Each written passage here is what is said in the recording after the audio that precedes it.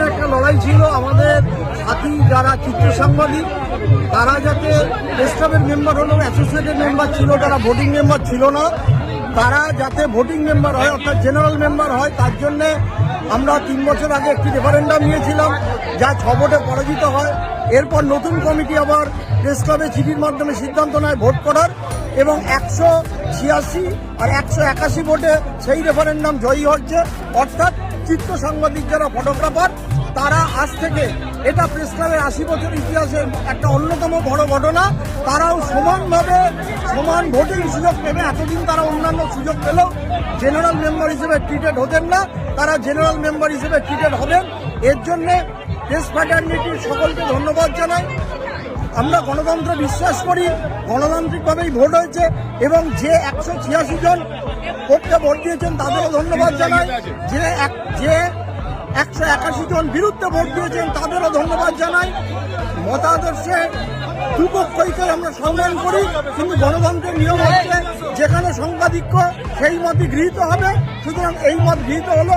আশা করা যায় আগামী বছর প্রেস ক্লাবের সাধারণ কমিটি নির্বাচনের যে ভোট হবে, তাতে আপাতত যে প্রেস ক্লাবের যে কজন অ্যাসোসিয়েটেড মেম্বার ফটোগ্রাফার আছেন, তারা সকলে ভোটে অংশগ্রহণ করতে পারবেন।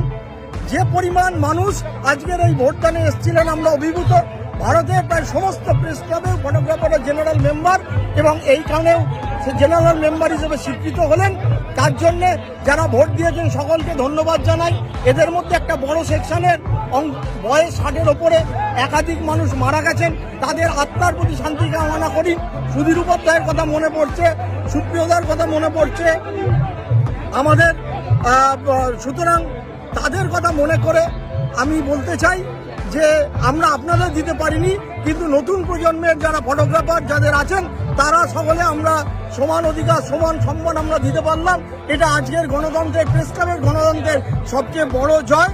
এবং এই নিয়ে সকাল থেকে ভোট গ্রহণ হয়, ভোট গ্রহণের শেষে বিতর্কও হয়, এবং এই ফলাফল এসছে। এটাও আমাদের মাথায় রাখতে হবে, প্রেস ক্লাবের কিন্তু অর্ধেক প্রায় সদস্য যারা ভোট দিয়েছেন তারা এই মতের বিরুদ্ধে, তাদের মতকেও সমর্থন করি। এবং আমি আশা করব যে তারা এই ফটোগ্রাফারদের কাজকর্ম বিবেচনা করে আগামী দিন, যেহেতু এরা কমিটিতেও আসার পক্ষে থাকবে, সুতরাং তাদেরকেও সমান অধিকার দিয়ে সমানভাবে যাতে মর্যাদা দেওয়া যায়। আপনারা ভাবুন, কারণ একটা বোমা পড়লে, একটা লাঠি পড়লে, একটা গুলি চললে আপনিও যেভাবে আহত হন, একজন ফটোগ্রাফারও সেভাবে আহত হন। একজন পলিটিশিয়ান যখন গালাগাল করেন, একজন চিত্র সাংবাদিক, একজন ক্যামেরাম্যানকেও যেভাবে গালাগাল করেন, একজন রিপোর্টারকেও সেভাবে গালাগাল করেন। এবং আজকের দিনে রিপোর্টার ফটোগ্রাফার এই ব্যবধানটা ক্রমেই ঘুচে যাচ্ছে। 1946 সালে যখন আমাদের প্রেস ক্লাব হয়েছিল, তখন শুধুমাত্র প্রিন্ট মিডিয়া ছিল, পরে ইলেকট্রনিক্স মিডিয়া হয়, সেটা আমাদের সংবিধান সংশোধন করা হয়, এবং এই দ্বিতীয়বার সংবিধান করে সাধারণ ফটোগ্রাফারদের আমরা জেনারেল মেম্বারের মর্যাদা দিতে পারলাম।